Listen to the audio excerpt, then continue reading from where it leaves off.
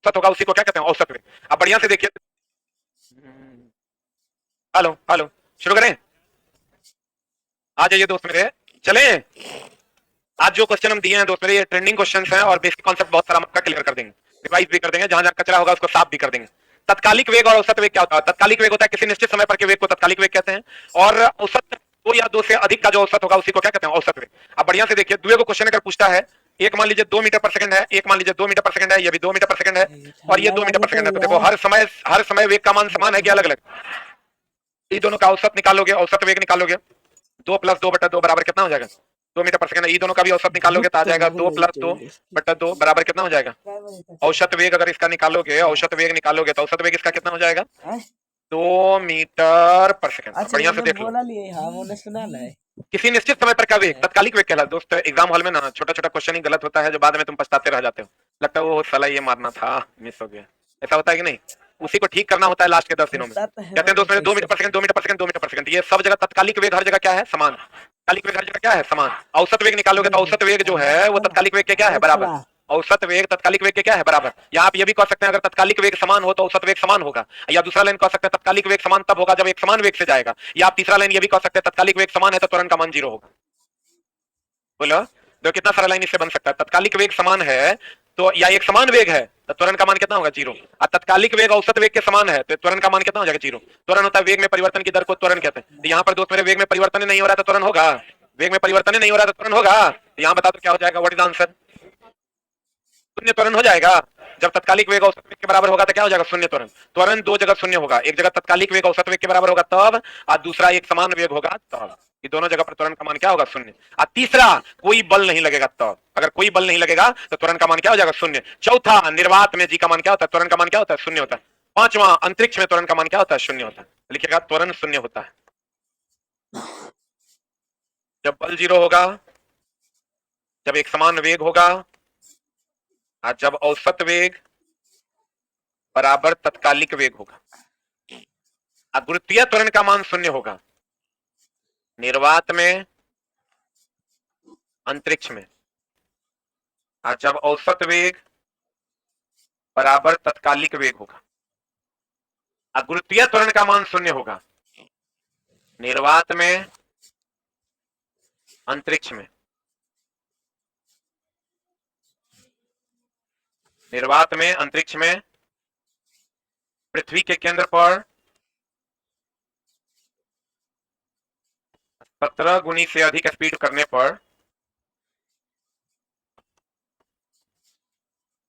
अधिक गति करने पर, विषुवत रेखा पर, विषुवत रेखा पर। और जहां जहां जी का मान 0 होगा वहां वहां डब्ल्यू का मान क्या होगा? 0। क्योंकि डब्ल्यू बराबर क्या होता है? एम जी। डब्ल्यू बराबर क्या होता है? M G. बहुत धुआं घुस के लोग। इसलिए बल नहीं लगाएंगे तो त्वरण का मान क्या होगा? 0। अगर कोई वस्तु एक समान चाल से चल रही है, इसका मतलब पर बल लगा कि नहीं लगा? लगा।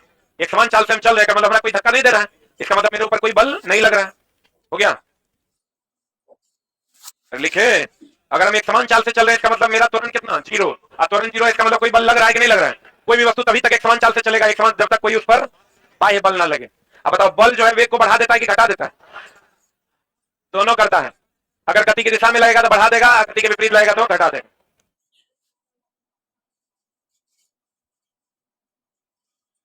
देखो, दूरी और विस्थापन का सवाल अधिकतर पूछता इसलिए है क्योंकि एनसीईआरटी में इसका सवाल दिया हुआ है, और हम बार बार कहते हैं दोस्त मेरे, एकदम कंप्लीट इसको रिवाइज कर लो। दूरी और कौन? विस्थापन। दूरी और कौन? विस्थापन। दूरी की अगर हम बात करें और विस्थापन की अगर हम बात करें दोस्त मेरे, दूरी और विस्थापन की बात अगर हम करते हैं तो यहां से अगर सीधे चलेगा तो ये क्या होगा? कितना बार बताएं? सीधा चलेगा तो विस्थापन, और टेढ़ा मेढ़ा चलेगा तो दूरी। सही है? दूरी की बात अगर हम करें तो ये अदिश राशि है क्योंकि इसकी कोई निश्चित दिशा नहीं है। विस्थापन कौन राशि है? सदिश। इसका मान या तो पॉजिटिव होगा या तो 0 होगा। इसका मान पॉजिटिव होगा, निगेटिव होगा, 0 भी होगा, तीनों ना होगा। और हमेशा हम कहते हैं दोस्त मेरे कि दूरी आप बट्टे विस्थापन का जो मान होगा, दूरी हमेशा बड़ा होता है, तो एक से बड़ा और बराबर। बराबर कब होगा? जब दोनों सीधी सड़क पर चलेगा तो दूरी और विस्थापन का मान क्या होगा? बराबर। अगर विस्थापन बट्टे दूरी देंगे तो विस्थापन का मान छोटा ना है, तो छोटा बट्टे बड़ा बराबर एक से छोटा और बराबर। दूरी का मान धनात्मक, एक मिनट, दूरी का मान 0 कब होगा? जब वो चलवे नहीं करेगा।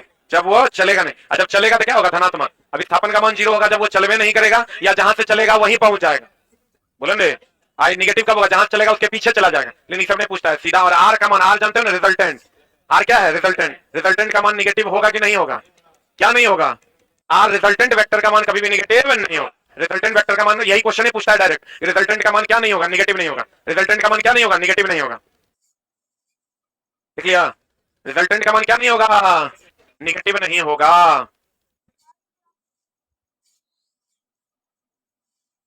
रिजल्टेंट का मान क्या नहीं होगा, निगेटिव नहीं होगा। दूरी बटा विस्थापन is greater than equal to 1, विस्थापन बटा दूरी is less than equal to 1। दूरी बटा विस्थापन, दूरी बड़ा होगा ना, देख के मारना। और रिजल्टेंट में का मैग्नीट्यूड कभी भी निगेटिव नहीं होगा। विस्थापन धनात्मक, ऋणात्मक, शून्य तीनों होगा। और दूरी या तो धनात्मक होगा या तो क्या होगा, शून्य होगा।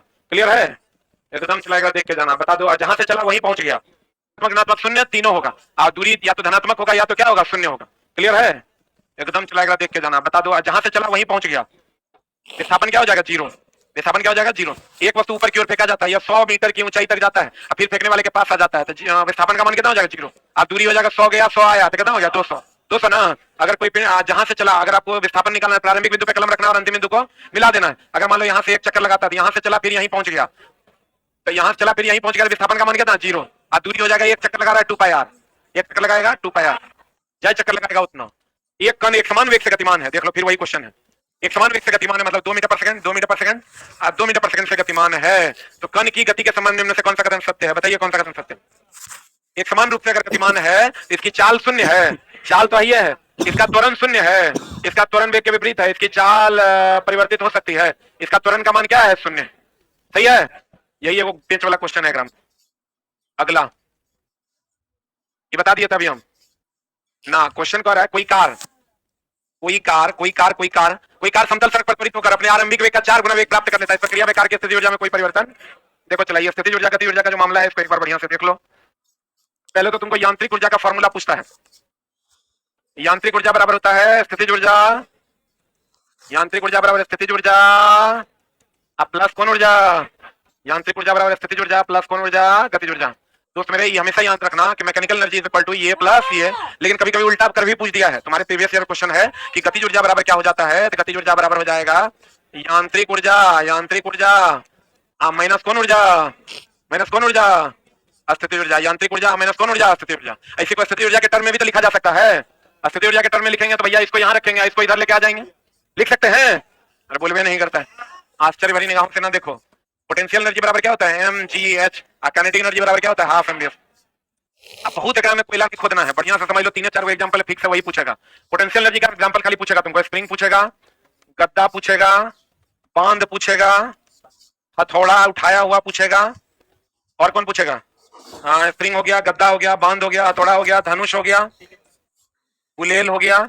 इतने क्वेश्चन पूछता है आज तक। एक मिनट रुक जा, हम लोग तो लिखाने के लिए लिखा देते हैं उड़ता हुआ हेलीकॉप्टर फलना चिलना, तो तुम खाली ये अगर मान लो इसके अलावा अभी तक पूछा है इतने एकदम फिक्स क्वेश्चन यहीं तक पूछा है, स्प्रिंग या पूछेगा बांध या हाथ में उठाया हुआ थोड़ा धनुष या गुलेल, इतने क्वेश्चन पूछा है पोटेंशियल एनर्जी का एग्जांपल और काइनेटिक एनर्जी के एग्जांपल पे। हम लोग तो समझाने के दृष्टिकोण से कहते हैं चलता हुआ पंखा, लटक कर चलता हुआ पंखा, वो सब पूछा नहीं है। लेकिन अगर पूछ दे उड़ता हुआ हेलीकॉप्टर तो देख लें, खाली हाइट होगा तो स्थिति ऊर्जा, वेग होगा तो गति ऊर्जा, दोनों होगा तो दोनों ऊर्जा, दोनों में से कोई नहीं होगा तो कोई ऊर्जा नहीं होगा। अगर पदे उड़ता हुआ हेलीकॉप्टर, तो उड़ता हुआ हेलीकॉप्टर में हाइट भी है तो स्थिति ऊर्जा होगा, वेग भी है तो गति ऊर्जा होगा। लेकिन पूछा इतने स्प्रिंग, गद्दा, बांध, हथौड़ा, धनुष, गुलेल। हाँ हथौड़ा भी कैसा उठा हुआ, हथौड़ा कैसा उठा हुआ, अभी तक जो पूछा स्प्रिंग, गद्दा, बांध, हथौड़ा, धनुष या गुलेल, स्प्रिंग, गद्दा, बांध, हथौड़ा, धनुष या गुलेल। आइए हमेशा ध्यान रखना कि गुरुत्वाकर्षण के द्वारा किया गया कार्य का भी फॉर्मूला यही है। गुरुत्वाकर्षण के द्वारा जो कार्य होता है उसका फॉर्मूला क्या है, mgh। h क्या है, h लिख लो, ऊंचाई में परिवर्तन। h क्या है, ऊंचाई में परिवर्तन, यानी प्रारंभिक ऊंचाई माइनस अंतिम ऊंचाई, या अंतिम ऊंचाई माइनस प्रारंभिक ऊंचाई। स्प्रिंग, गद्दा, बांध, हथौड़ा, धनुष, गुलेल, स्प्रिंग, गद्दा, बांध, हथौड़ा, धनुष और गुलेल, ये कौन ऊर्जा है, स्थिति ऊर्जा। कौन ऊर्जा, स्थिति ऊर्जा। और अगर हाइट होगा तो स्थिति ऊर्जा, वेग होगा तो गति ऊर्जा, दोनों में से दोनों होगा तो कौन ऊर्जा, दोनों ऊर्जा। गति ऊर्जा बराबर यांत्रिक ऊर्जा बराबर स्थिति ऊर्जा प्लस गति ऊर्जा, गति ऊर्जा निकालोगे तो यांत्रिक ऊर्जा माइनस स्थिति ऊर्जा। सही है, बढ़े पूछा है इतने, स्प्रिंग, गद्दा, बांध, हथौड़ा, धनुष और गुलेल। बढ़े एक चीज हमेशा ध्यान रखना, mgh की अगर हम बात करें, mgh की अगर हम बात करें, ऊपर की ओर जो mgh होगा वो गति ऊर्जा निकालोगे तो यांत्रिक ऊर्जा माइनस स्थिति ऊर्जा। सही है, बढ़े पूछा है इतने, स्प्रिंग, गद्दा, बांध, हथौड़ा, धनुष और गुलेल। बढ़े एक चीज हमेशा ध्यान रखना, mgh की अगर हम बात करें, mgh की अगर हम बात करें, ऊपर की ओर जो mgh है पूछा है इतने, स्प्रिंग, गद्दा, बांध, हथौड़ा, धनुष और गुलेल। बढ़े एक चीज हमेशा ध्यान रखना, एमजीएच की अगर हम बात करें, एमजीएच की अगर हम बात करें, ऊपर की ओर जो एमजीएच होगा वो होगा निगेटिव और नीचे की ओर जो एमजीएच होगा वो होगा पॉजिटिव। एक चीज और ध्यान रखना, उठाने में जो कार्य होगा, उठाने में कार्य जो होगा वो होगा एमजीएच, और उठाए रखने में कार्य जो होगा, कितना बार बोले, उठाए रखने में कार्य जो होगा वो हो जाएगा जीरो। उठाए रखेंगे तो कार्य का मान क्या हो जाएगा, जीरो। उठाने में कार्य हो जाएगा कितना, एमजीएच, और धरती से ऊपर उठाने में माइनस एमजीएच, यानी कार्य का मान निगेटिव के पॉजिटिव, और नीचे गिराने में पॉजिटिव। एकदम लिख लो, ऊपर उठाएंगे तो गुरुत्वाकर्षण के विरोध में उठाते हैं। ऐसे देखो, एक गुरुत्वाकर्षण बल नीचे लगता है, ऊपर उठाएंगे तो गुरुत्वाकर्षण के विरोध में उठाएंगे। अब विरोध में किया गया कार्य क्या होता है, निगेटिव। निगेटिव ना, क्योंकि विरोध करेंगे मतलब निगेटिव होगा। तो गुरुत्वाकर्षण के विरोध में उठाने में किया गया कार्य क्या होगा, ऋणात्मक। अगर गुरुत्वाकर्षण के सपोर्ट में गिरा देंगे तो क्या होगा, धनात्मक। ऊपर उठाएंगे ऋणात्मक, नीचे गिराएंगे धनात्मक। चलिए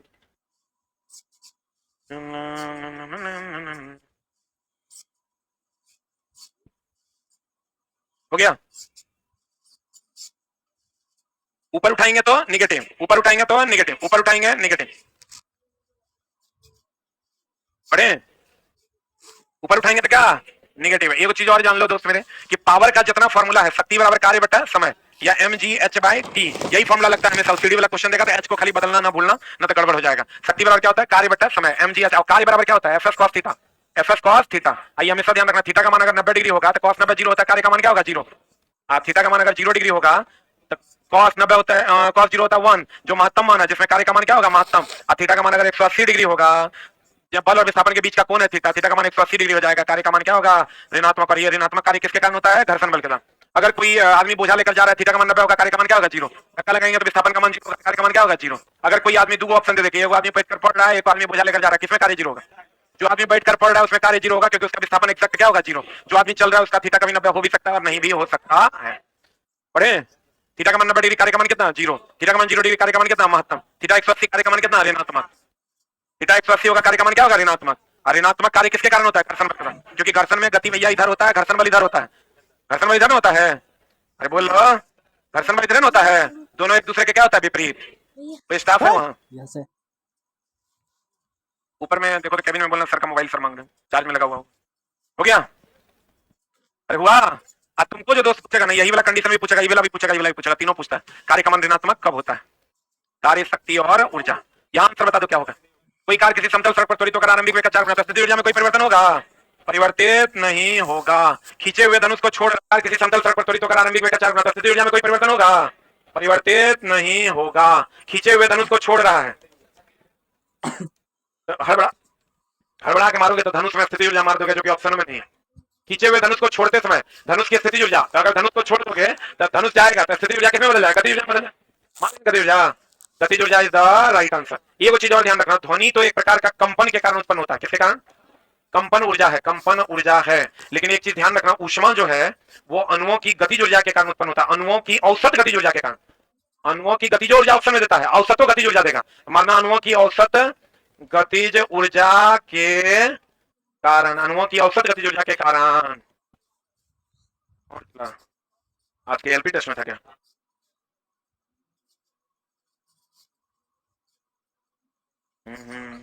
जल्दी।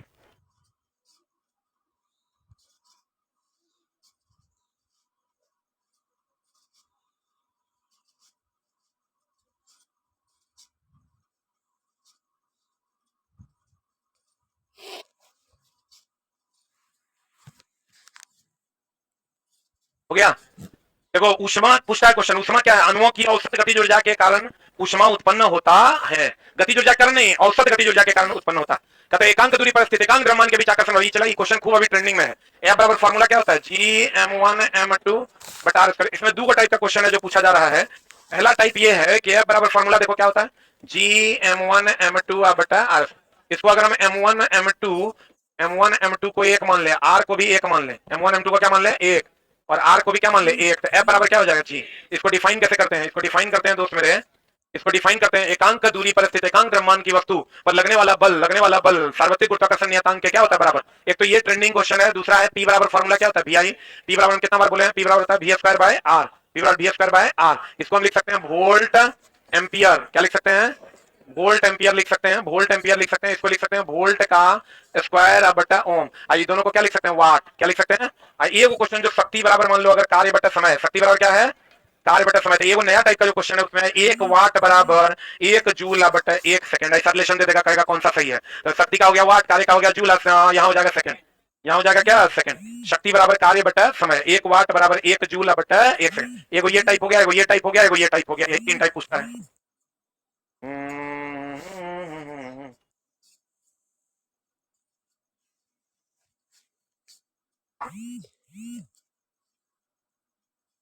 हो गया।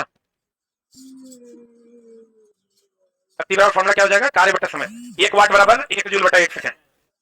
तीनों ट्रेंड समझ में आ गया ना।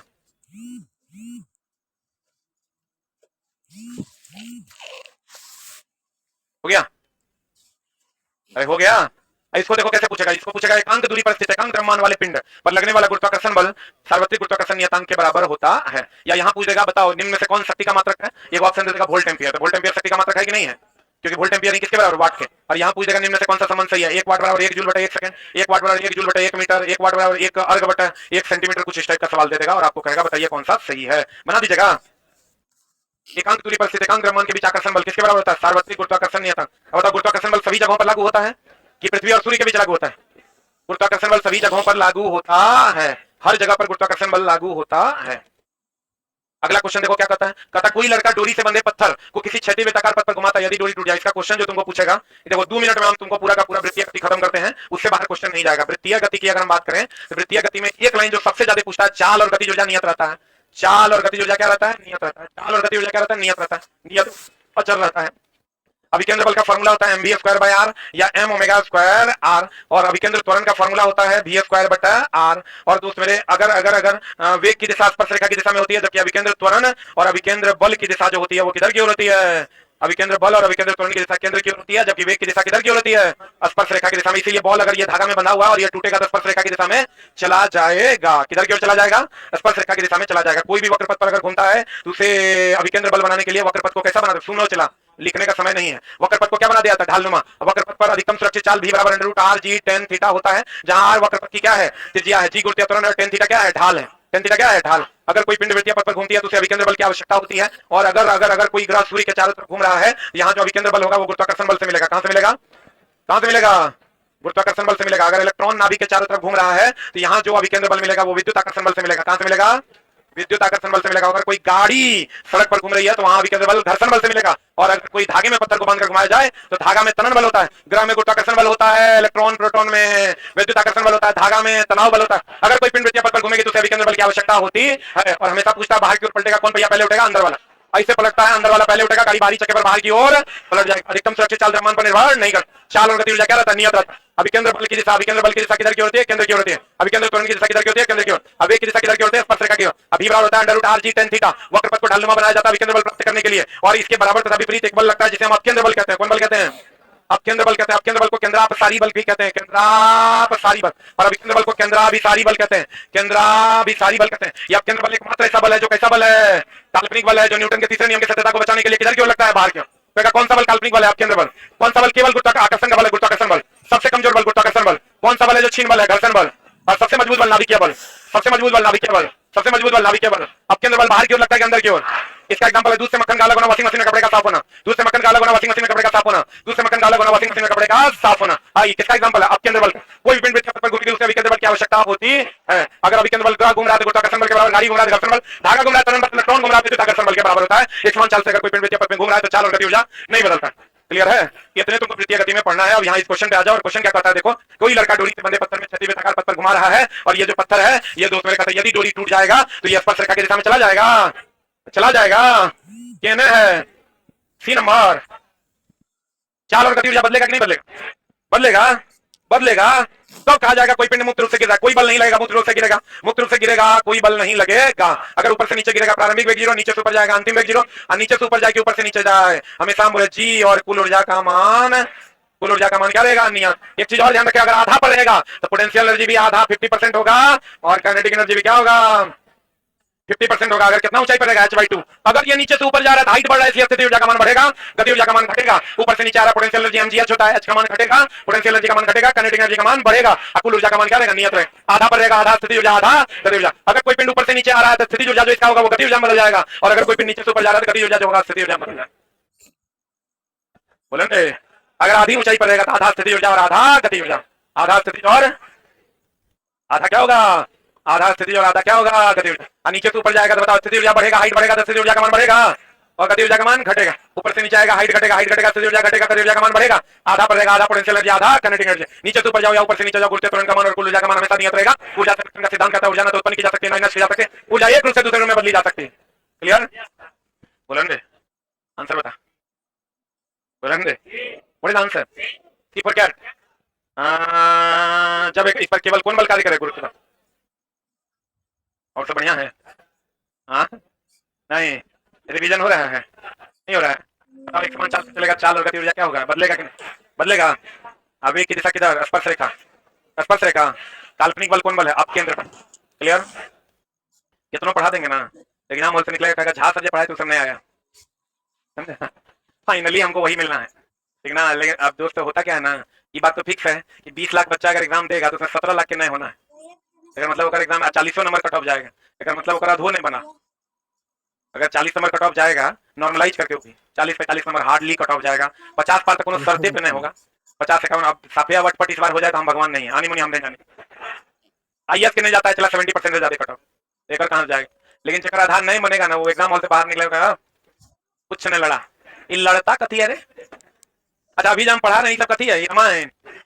मतलब साफे तब अमेरिका वाला कोनो सिलेबस सेट कर दिया होगा तभी नहीं लड़ेगा। लड़ता क्वेश्चन नहीं है, कॉन्सेप्चुअली आप स्ट्रांग है। हम बार बार कहते हैं रेलवे हमेशा नए क्वेश्चन को फ्रेम करने में बिलीव रखता है, हर बार वो अपना नया क्वेश्चन लाता है और वो वही बंदा बना पाएगा जेकरा कॉन्सेप्ट में दम है। वो क्या करेगा, देखो अभी तो हम पढ़ा दिया ना, वो क्वेश्चन में क्या बदलाव करेगा। निम्नलिखित में से क्रमशः डैश बल क्षीण बल है तथा डैश बल केवल आकर्षण का बल है। ऑप्शन दे देगा, देखो ना, हम तो पढ़ाए क्षीण बल घर्षण बल, केवल आकर्षण गुरुत्वाकर्षण बल। वो दे देगा घर्षण गुरुत्वाकर्षण, गुरुत्वाकर्षण घर्षण, घर्षण विद्युत आकर्षण, विद्युत आकर्षण घर्षण। चलो ये कुछ पूछ दो। अरे चला जो साइंस तुम पढ़ रहे हो ना, साइंस अमेरिका में भी यही पढ़ता है, जर्मनी में चले जाओगे यही पढ़ता है, इतिहास सबका अलग अलग साइंस यही होता है। अब बच्चा क्या, बहुत बच्चा तो एडमिट कराने के बेरिया आया था, बहुत बच्चा के नीचे बैठा जाके देखना, अभी नीचे है 6-7 को वो चला रूम खोलने के विचार में है, खोजिए लेगा इस बार नौकरी ले लेगा। हमारा कोनो बैच दीजिए, अब हम कौन बैच देंगे, सब बैच 3 दिन में खत्म होने वाला है। कहता कोनो बैच नहीं है आपके पास, खाली रेलवे रेलवे करते हैं आप, आपके पास बैच नहीं। हम बोले भाई 10 दिन बचा परीक्षा को, कहता सर 10 दिन चाहिए होगा वही के लिए बैच दीजिए, ठीक ना। अब इसमें यूनिक पिच सब आया है, तो हम पिछले बार बहुत टकराया था, इस बार ये वो मात्र टकराया और हाथ में जो चूना लगले हैं, चूना का था। हम देखे तो हम पिछले बार हमको याद आ गया, बोले ये बोलता सर 5 दुकान था गाँव में, सोचे 1 महीना देखते हैं, 1 महीना तैयारी नहीं करते हैं, 1 महीना देखते हैं। अभी मेरे पास चला वीडियो तुम देखा, लड़का रेलवे में उसका डाले हैं, जितना जॉब में है ना सब उठ के चला है, 15 दिन का छुट्टी लेके 15 दिन में कबाड़ देंगे। अब बता रहे हैं जितना बच्चा जॉब में है ना, 2% का जॉब होना है, तब वो लोग भूल गया है, कुछ उसको याद नहीं है। वो सब अभी पूछेंगे बल का बीमा बताओ तो पता है, रिवीजन करने दीजिए। पढ़ाई किसी का आपका नहीं है, आज हम छोड़ देंगे कल पढ़ाई, हमको 10 दिन हम छोड़ देंगे, चला 11वां दिन आएंगे तो अभी 4 लाइन बता रहे हैं तो 3 लाइन बता के जाएंगे, 1 महीना छोड़ देंगे तो 1 लाइन बता के जाएंगे, अगला 2 लाइन हमको पढ़ के आना पड़ेगा। ये जो फ्लो है वो सब खत्म हो जाएगा। इसलिए दोस्त मेरे आप एकदम टेंशन नहीं लीजिए, और भांति के बच्चे होंगे, आप खाली अपनी तैयारी बढ़िया से कीजिए और अपना एक सीट पक्का कीजिए। अगला कहता गुरुत्वाकर्षण के द्वारा किया गया कार्य निर्भर करता है, तुरंत बताते हैं गुरुत्वाकर्षण के द्वारा किया गया कार्य mgh, और ये क्या है, ऊंचाई में अंतर ना, वस्तु के आरंभिक और अंतिम ऊर्ध्वाधर ऊंचाई में अंतर, यही ना। अगला ऊपर जाएगा तो कार्य का मान धनात्मक कि ऋणात्मक, अरे बोलो दोस्त मेरे, ये द्रव्यमान और भार में अंतर बहुत पूछवे करेगा। एक चीज एकदम ध्यान रखना, ये पृथ्वी है, क्या ये, यहाँ पर द्रव्यमान क्या है m, त्रिज्या क्या है r, तो बताओ यहाँ पर जो गुरुत्वीय त्वरण भार का मान होगा W बराबर क्या होगा mg, और यहाँ पर द्रव्यमान होगा m, द्रव्यमान क्या होगा m।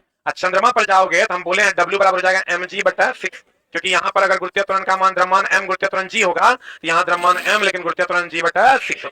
यहाँ जो द्रव्यमान होगा, अगर यहाँ पर पृथ्वी पर द्रव्यमान है 10 किलोग्राम तो चंद्रमा पर भी द्रव्यमान कितना होगा 10 किलोग्राम। इसका मान पूरे ब्रह्मांड में कहीं नहीं बदलता है, हर जगह क्या रहता है नियत भार। W बराबर क्या होता है mg, इसका मान यहाँ g है तो चंद्रमा पर इसका मान g, गुरुत्वीय त्वरण का मान g/6 है, यानी इसका छठा भाग यहाँ होगा भार और इसका 6 गुना भार यहाँ होगा। यानी अगर हम इसका भार यहाँ कहते हैं 600 न्यूटन तो इसका छठा भाग यहाँ होगा 100 न्यूटन, और अगर यहाँ कहते हैं हम 300 न्यूटन इसका 6 गुना यहाँ होगा 1800 न्यूटन। लेकिन यहाँ अगर 10 केजी होगा तो यहाँ भी क्या होगा 10 केजी होगा। देख लो यहाँ अगर 10 केजी होगा तो यहाँ भी क्या होगा 10 केजी। यहाँ अगर 100 न्यूटन तो यहाँ भी कितना 600 न्यूटन, यहाँ 600 तो यहाँ 100, इसका 6 गुना यहाँ और इसका 6वां यहाँ, बोलवे नहीं करेगा। और दोस्त मेरे हमेशा ध्यान रखना, द्रव्यमान और भार में अगर हम अंतर की बात करें तो द्रव्यमान और भार में अगर हम अंतर की बात करें, द्रव्यमान एक अदिश राशि है, इसकी कोई दिशा नहीं होती, इसका सही मात्रा क्या है इसका सही मात्रा क्या है केज, और ये कैसा रहता है नियत। भार की बात करोगे ये कौन राशि है, सदिश राशि, इसका सही मात्रा है न्यूटन। और ये बदलता है कि नहीं बदलता,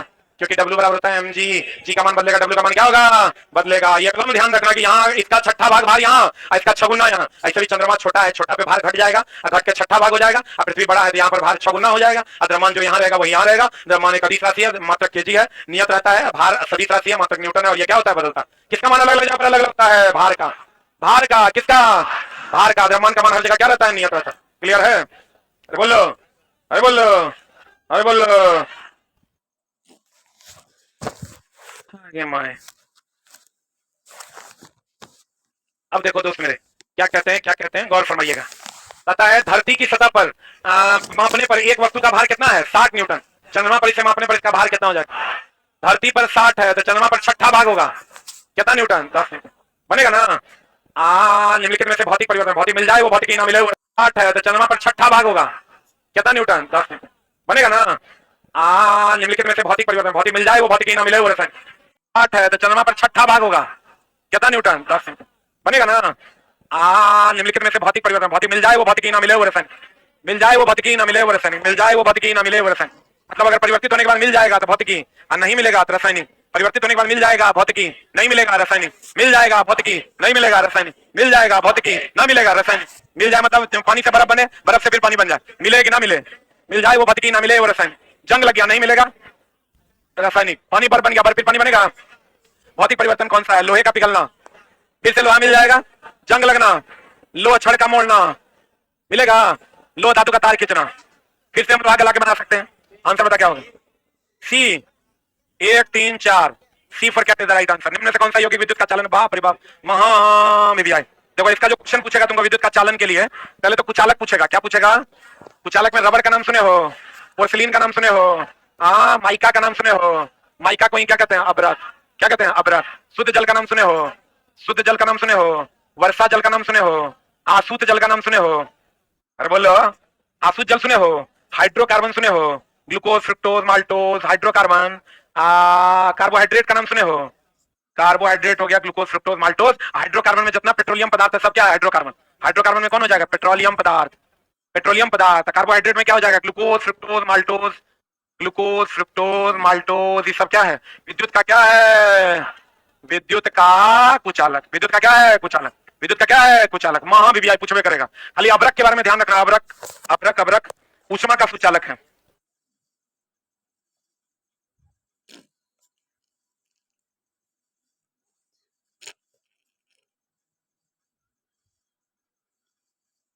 अब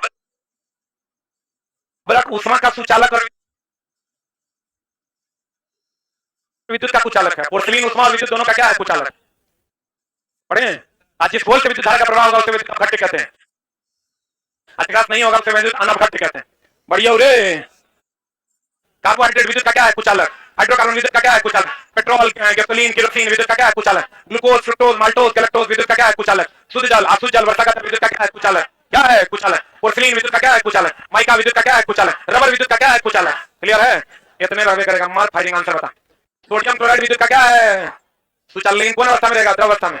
एकदम एक चीज याद रखना, आयनिक यौगिक, आयनिक यौगिक का गुण पूछे या NaCl का गुण पूछे, महाविद्यालय। इसका क्वथनांक और गलनांक, क्वथनांक और गलनांक क्या होता है, उच्च होता है। और ये ठोस अवस्था में विद्युत के कुचालक होते हैं और द्रव अवस्था में विद्युत के। ये क्वेश्चन यहाँ से रहेगा। 5 नमक ले लो, नमक को ठोस अवस्था में रखोगे कुचालक, और द्रव अवस्था में रखोगे सुचालक। H2O, H2O, H2O में ये घुलनशील, क्यों घुलनशील। अरे जल में नमक क्या होता है, घुलनशील।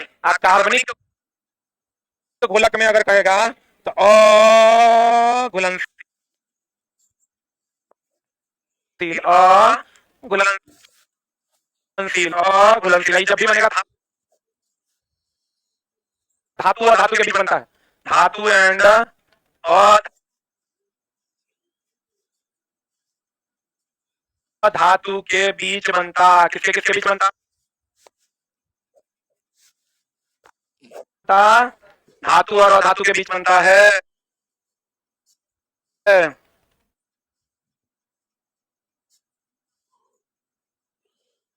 महाविद्यालय, इसका ठीक उल्टा होता है, स्वास्थ्य संयोजन।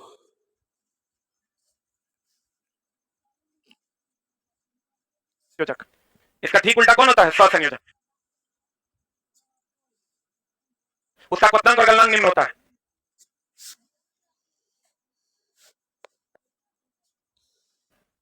उसका क्वथनांक और गलनांक क्या होता है? उसमें होता है।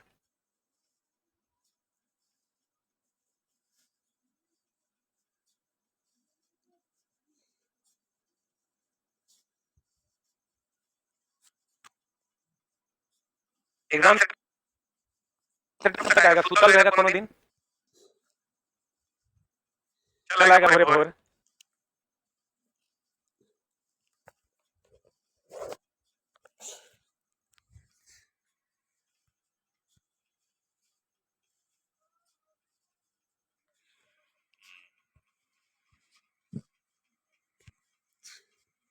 बहुत जल्द डेवलपर को लगाए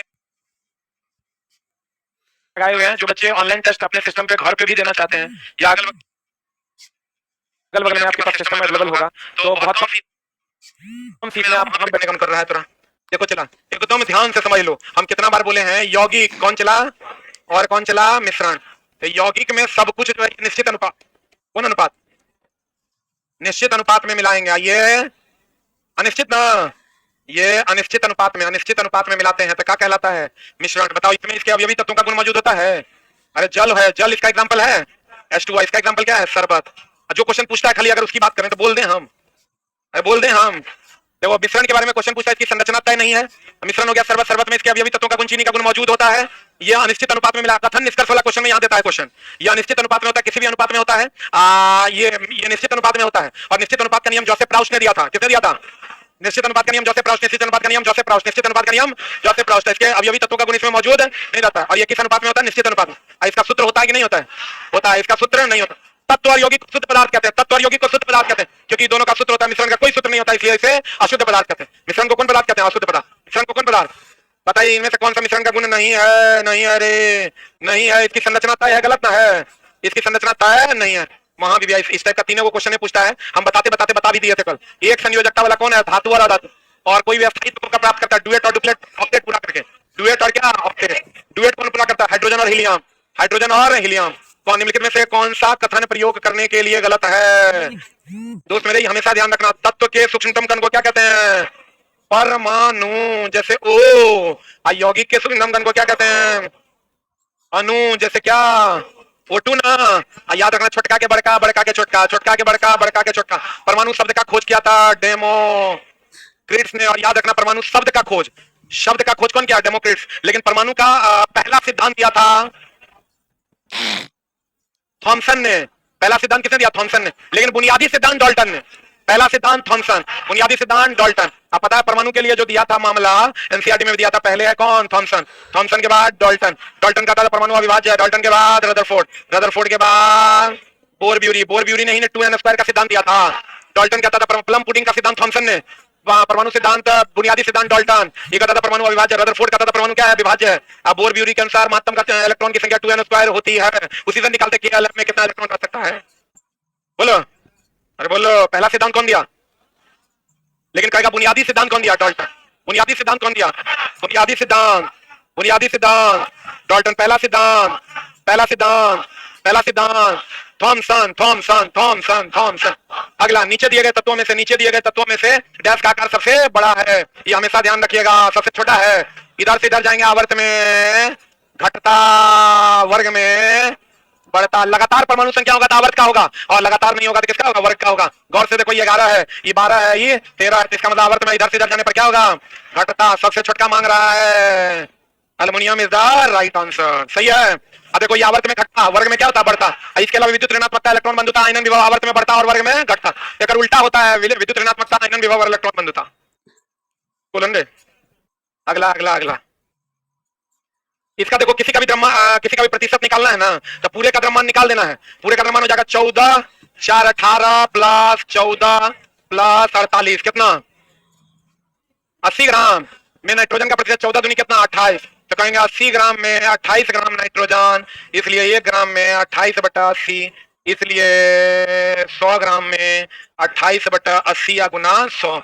प्रतिशत नाइट्रोजन। ये वो चीज ध्यान रखना दोस्त मेरे, वो जो तुम याद कर ले यूरिया में 46.6%, वो तो पूछवे करता है, लेकिन अगर तुमको बदल के देगा तो कुछ नहीं करना, द्रव्यमान निकालने आता है ना, तो कहेंगे इतना द्रव्यमान में 14 दूनी कितना 28, अगर कहता ऑक्सीजन का प्रतिशत का तो इतना द्रव्यमान में 16 दिया कितना 48, इसलिए एक में कितना, इसलिए 100 में कितना। अरे बोलो किसी का भी निकाल दोगे।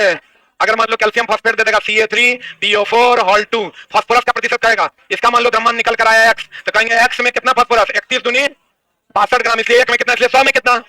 अरे बोलो 31 दूनी कितना 62, 31 दूनी कितना 62, निकल जाएगा। निम्नलिखित में से कौन सी संरचना उत्तकों के एरियोलर टिश्यू, एरियोलर टिश्यू का, अरे बोलो 31 दूनी कितना 62, 31 दूनी कितना 62, निकल जाएगा। निम्नलिखित में से कौन सी संरचना उत्तकों के एरियोलर टिश्यू, एरियोलर टिश्यू का काम है उत्तकों का मदद करना, वसा सबसे अधिक ऊर्जा देता है, कंडरा, कंडरा बोले तो हड्डी और मांसपेशी को क्या करता है, जोड़ता है, और इसका रंग होता है सफेद। इसका रंग क्या होता है, सफेद। उपास्थि कान नाक और गले की हड्डी उपास्थि की होती है। श्वसन तंत्र को अलग रखने का काम भी कौन करता है, उपास्थि। लेकिन क्या छल्ले करते हैं उपास्थि को मुलायम हड्डी के नाम से जानते हैं। पशु उत्तक नहीं है, बताओ कौन, दृढ़ उत्तक। पौधे के बाहरी सेल को, बाहर में जो छिलका तुमको मृत दिखता है उसको हम क्या करते हैं, दृढ़ उत्तक। अपन की तंत्रिका उत्तक जो है, निम्न से कौन सा पशु उत्तक नहीं है, तंत्रिका उत्तक है कि नहीं है। तंत्रिका में ही क्या होता है, न्यूरॉन, क्या होता है, न्यूरॉन। किडनी में क्या होता है, नेफ्रॉन, किडनी में क्या होता है, नेफ्रॉन, किडनी में क्या होता है, नेफ्रॉन। फेफड़ा में होता है एल्वियोली, छोटी आंत में होता है विली, छोटी आंत में क्या होता है, विली, फेफड़ा में क्या होता है, एल्वियोली। तंत्रिका तंत्र का सूक्ष्मतम अवयव क्या है, न्यूरॉन। किडनी का सूक्ष्मतम अवयव कौन, नेफ्रॉन, किडनी का नेफ्रॉन, तंत्रिका तंत्र का न्यूरॉन। फेफड़ा क्या करता है, ऑक्सीजन डालकर शुद्ध करता है, किडनी रक्त को छान कर शुद्ध करता है। रक्त में क्या छानता है, यूरिया, रक्त में क्या छानता है, यूरिया, रक्त में क्या छानता है, यूरिया। फेफड़ा में होता है एल्वियोली जो ऑक्सीजन देता लेता, कार्बन डाइऑक्साइड देता, ऑक्सीजन देता और कार्बन डाइऑक्साइड लेता। अब विली होता है छोटी आंत, वो अंगुलीनुमा संरचना का होता है, जिसमें रक्त भरा हुआ होता है, तो भोजन रस को क्या करता है, अवशोषण करता है। छोटी आंत में क्या होता है, विली, छोटी आंत में क्या होता है, विली, और फेफड़े में क्या होता है, एल्वियोली, फेफड़े में क्या होता है, एल्वियोली, एल्वियोली ना। तंत्रिका तंत्र में क्या होता है, न्यूरॉन। किडनी में क्या होता है, नेफ्रॉन, नेफ्रॉन, नेफ्रॉन कहाँ होता है, किडनी में, जो छानने का काम करता है। अब यह इलेक्ट्रॉन पर कौन, नाभिक के लिए कौन खोजा था, अल्फा किरण का प्रकीर्णन प्रभाव कौन दिया था, रदरफोर्ड। और रदरफोर्ड सिर्फ और सिर्फ प्रोटॉन के बारे में और सिर्फ नाभिक के बारे में खोजा था। बताओ आंसर। इलेक्ट्रॉन के बारे में नहीं खोजा। नाभिक का परमाणु द्रव्यमान धन आवेश यानी प्रोटॉन होता है, खोजा। न्यूट्रॉन होता है, नहीं खोजा। परमाणु का अधिकांश स्थान रिक्त होता है, खोजा। खोजा कि नहीं खोजा। आंसर क्या हो जाएगा, 2 और 4, 2 और 4। देखो अल्फा किरण प्रकीर्णन प्रभाव का खोज कौन किया था, रदरफोर्ड। किसके पत्थर पर अटैक करवाया, सोने के। और किसका खोज किया, नाभिक का। और नाभिक में कौन आवेश होता है, धन आवेश। और न्यूट्रॉन का खोज जेम्स चैडविक ने। इलेक्ट्रॉन का खोज जे थॉमसन ने। इलेक्ट्रॉन का एंटी पार्टिकल किसको कहते हैं, पॉजिट्रॉन को। पॉजिट्रॉन का खोज एंडरसन ने। किसने, किसने, नेफ्रॉन का खोज युकावा ने। नेफ्रॉन का खोज किसने, युकावा ने। एंटी पार्टिकल पॉजिट्रॉन है। एंटी एसिड MgOH हॉल 2 है। एंटी फ्रीजिंग इथिलीन ग्लाइकॉल है। बोलेंगे मजा आया।